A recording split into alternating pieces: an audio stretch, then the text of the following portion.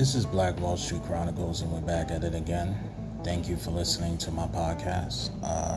In today's episode, we talk about secular music.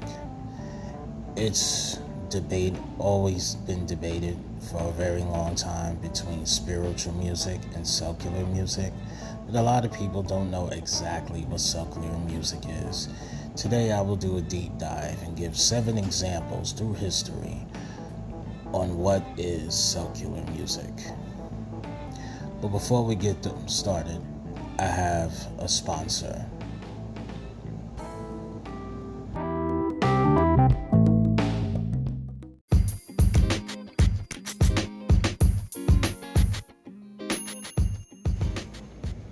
Hello, this is Jeffrey Frazier, the host of Black Wall Street Chronicles, and I'm here to tell you about my favorite author.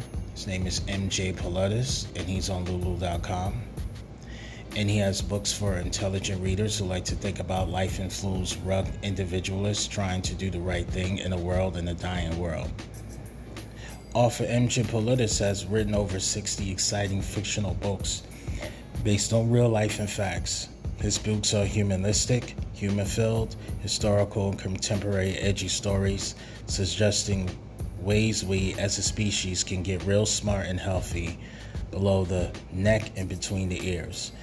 To learn more about MJ Pilatus' books, visit www.lulu.com and search for him. That's spelled Politis. Thank you, and have a pleasant day.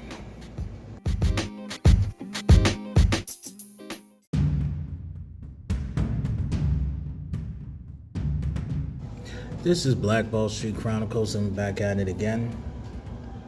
Alright, let's get to it. Now, what is secular music?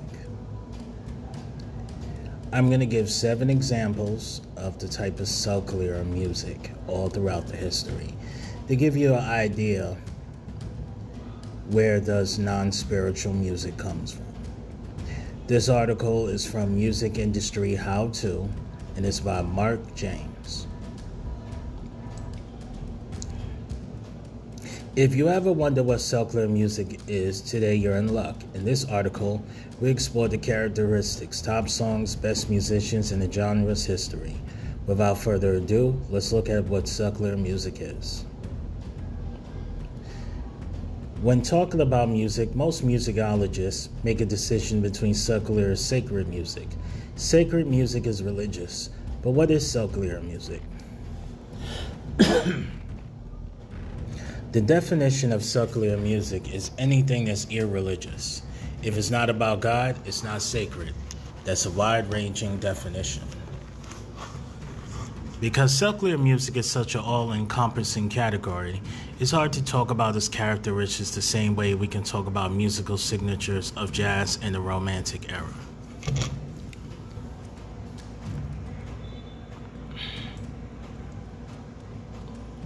For instance, medieval secular music is always secular. Confused? Sometimes medieval composers wrote secular music that had a religious subject. What made it secular was there was no possible way you can perform this music in church.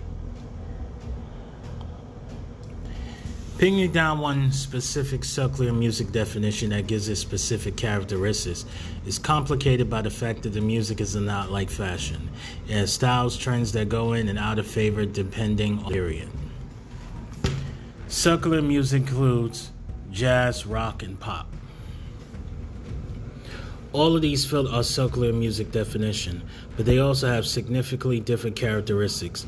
So to understand what defines secular music beyond its irregularity, let's look at some examples.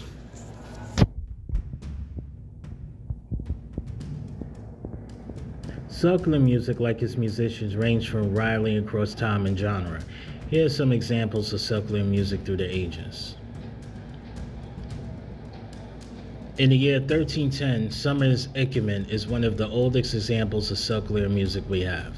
It's also an excellent example of polyphony. Notice how the bass singer keeps the steady, almost drum-like rhythm, while over the top the tenor sings a more lilting dance-like melody. As the song progresses, it adds extra rhythms and layers for each new singer. Underneath all the competing rhythms, some of its element is a round or canon. The singers on the melody line stagger their entries, so even though they all move at different times, they're all singing the same line. The juxtaposition of these multiple lines creates consonant sounding harmonies. Year 1595. Thomas Morelli wrote Now is the Month of Maying in 1595. It is an excellent example of a ballad. It's bright and sparkling with dance-like rhythm. Unlike the phonic module, it relies on homophony to create its harmonies. To better understand what this means, compare this recording to the previous one. In summer is Eckermann. No one is the same place at the same time. All four singers have different lyrics. Now is the month of May. There's one rhythmic line and the singers move through it in unison. It's also full of what medieval scholars think that an early form of censorship. Composers could talk openly about lovers' courtship, so when they needed to sidestep kisses and hand-holding, they won't nonsense like fa la la la la la. Largo El Factotum by Peter Montelli. 1816, Rossellini wrote the share of music, but has also composed of many operas with circular themes. Barbara de Selviglia was one of them. And the Figaro rattles off the Tour de France Potter song. It is an example of 19th century circular music, especially operatic. It's demanding, it's show-stopping, and the harmonies are scrumptious. Famous, at least one performer had to sing aria while riding a bicycle, but without acrobatic stunts. It is an impressive song. Rossellini wrote it to showcase his league, and while it's supposed to be comic, the singer has to work overtime to spit out all these words and to be understood by the audience. Unhelpfully, at least for the Figaro's perspective, the piece accelerates as it goes, so the time it races towards its grand conclusion. He can only sing nonsense syllables. There's no censorship here. Figaro loves a baldy joke. Just healthy regard for Rossellini for how to make the aria easier to sing. 1914, Dvorak's Song to the Moon is another operatic showstopper, but a very different one. Tempo plays a part. The particular example of early 20th century circular music is much slower than Rossellini. It is also a precursor to another circular music staple, Somewhere Over the Rainbow. You can hear this a singular combination falling 6 and rising octaves. But one thing Rossellini and Dvorak share is a deeply romantic sensibility. Dvorak is slightly late to the Romantic era. It ended in 1910, and he writes on the cusp of what becomes the early 20th century transition in crooning and jazz. That doesn't stop Dvorak's opera featuring indulgent and abrupt emotional about-faces about the typified the circular music from the Romantic era. Listen to the way pop goes from tremulous water nymph to ecstasy on a dime. It's like romantic writing in its finest.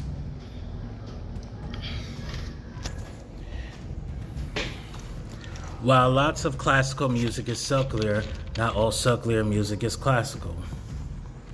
By the mid-20th century, in 1958,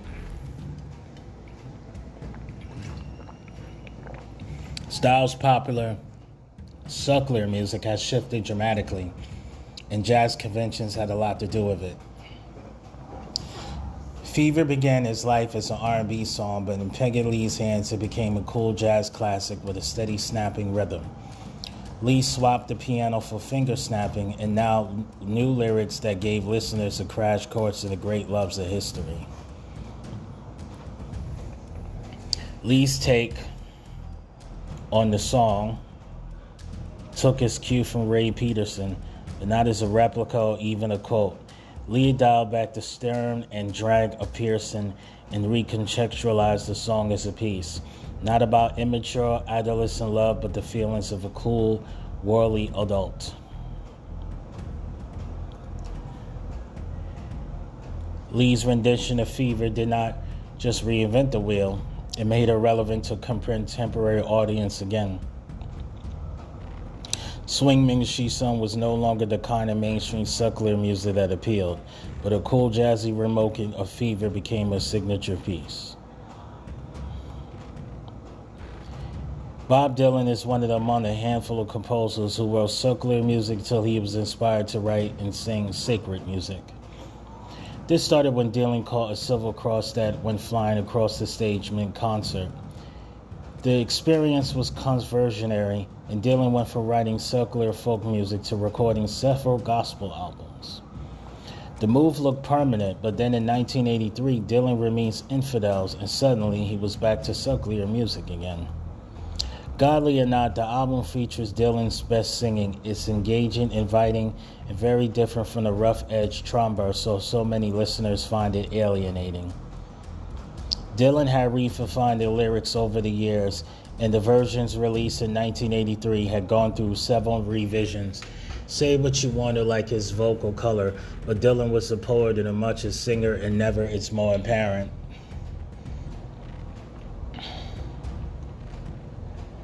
For a song that started as a story about nerves and anxiety, Call Me Maybe is another piece of secular music that took the world by storm. Everyone covered it. Katy Perry sang a version, then President Obama sang it. The song was everywhere.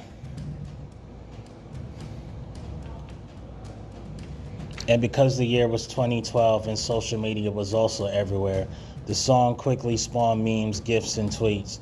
Secular music was no longer trendy. Provided everyone knew the song, it needed an internet following, and Jensman's song had one. As you can see, secular music varies from age to age.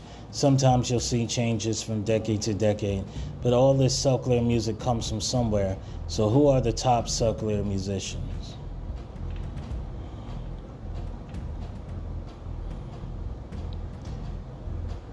Wolfgang Amadeus Mozart. No list will be complete without Mozart.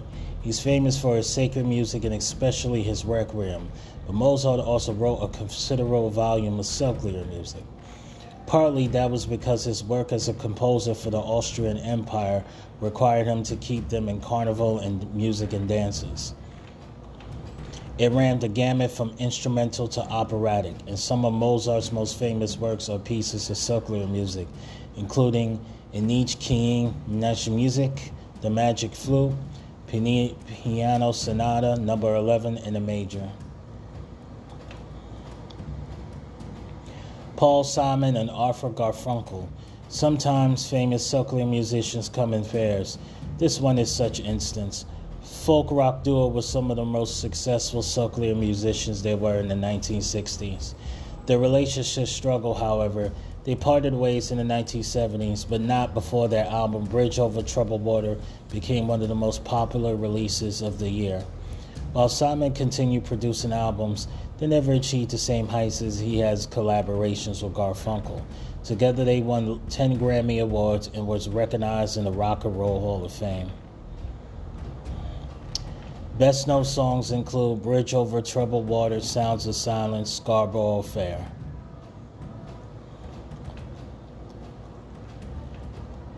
John Dunstable isn't a name that gets battered around in households these days. Without him, secular music would sound very different.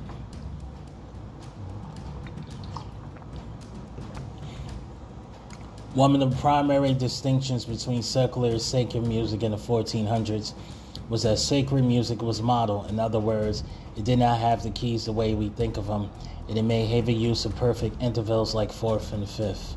John Dunstable changed all that. He introduced sixths and thirds as the chorded intervals that cemented secular harmony. Amy Winehouse, the secular musician, made her first debut at 16. The secular music she produced was a single fusing jazz, pop, soul, and R&B. She moved fluently between these styles with the velocity of youth, but also remarkable technique for her age. However, she struggled with substance abuse problems, and various personal setbacks meant she produced less music than she otherwise might have. She died of 2007 of alcohol poisoning. The Beatles. The Liverpool-born quartet of singer-songwriters was an unlikely choice for success, In the early days, their name shifted while they settled into musical groove. But then quickly became a hit with audiences, and at the height of their career, Lennon described himself as others as more popular than Jesus. So undoubtedly circular than that said, the Beatles song drew on religious imagery where it made sense but never overly religious.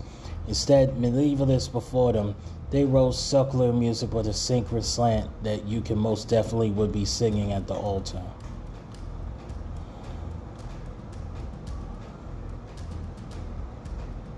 The history of secular music.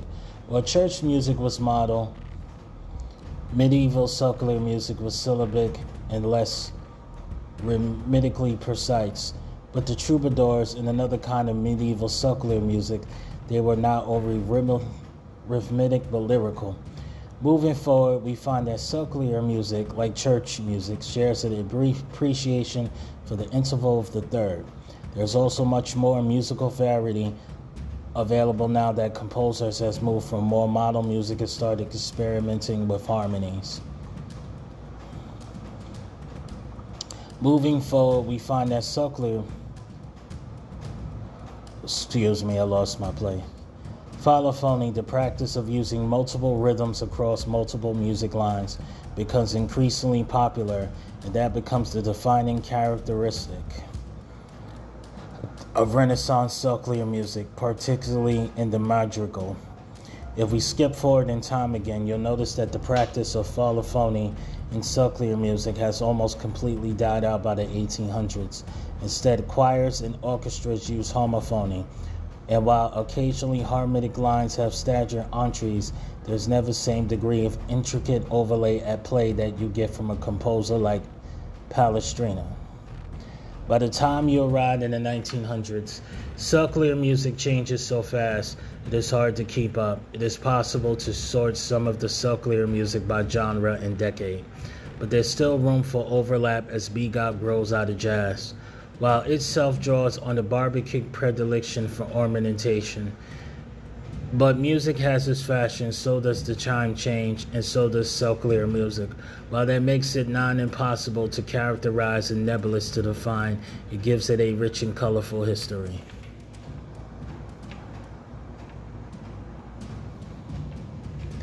Thank you. And that is the history of secular music. This is Black Wall Street Chronicles, and I'm signing off.